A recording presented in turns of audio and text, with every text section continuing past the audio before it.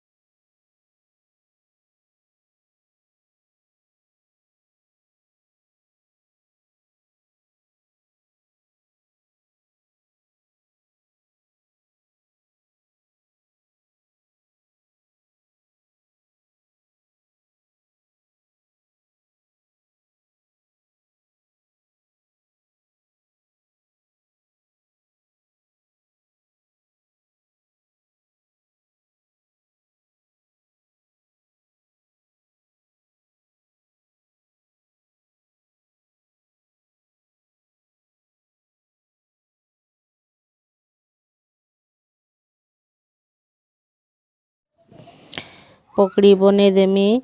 आ मुर्झी के एटा खाबार के देई देमी आजिका रंधा बड़ा करमी लेट है जिबा बोले आज मसला मुसली बाटी देमी आ गाधी जिमी गाधी करी आयले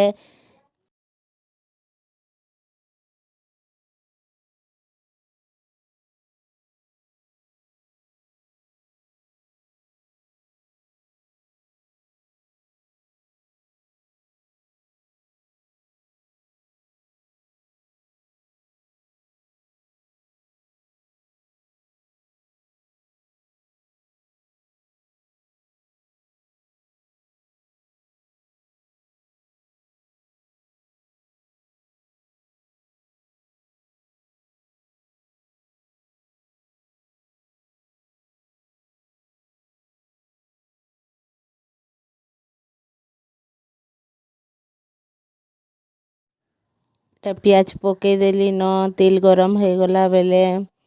आडा भाजी भुजा देमी आ तार पछे एटा चिकन मटन दुहीटाए आ एटा प्याज हो गला बेले भाजी देली मसला दे देली खसी मांसर मसला आगो कसी देसी मुई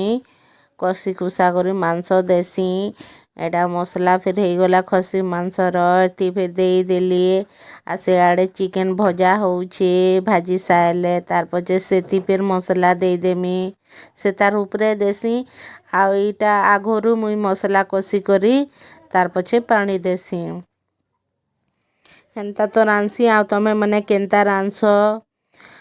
कमेंट थी जनाब केंता रांसन खसी मांस आ चिकन मुई तो एंता रांधसी देख देख भजा फिर हो गला एति मसला दे देसी नून मिर्चा सब दे देसी आ कषी देसी कषी करी तार पछे पानी टिके दे देले डबके देले हो गला एंता 2 डबका डबकी गले हो गला।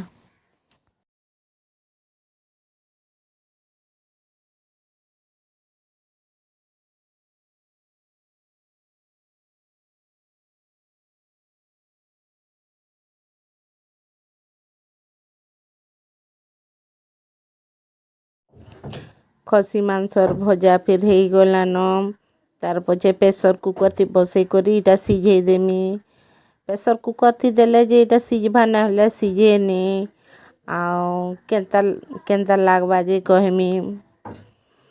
आउ हो गला न एथर मसला कषा फिर हो गला न भाजी फिर हो गला न इटा पूरा भजा लेखे हो गला न आ वीडियो भल लागबा बोले लाइक सब्सक्राइब करबे आउ कमेंट थी जनाबे केंता रांधसन जे खसी मांस मुई तो एंता रांधसी कहबे कहले टिके भल लागबा कहबे।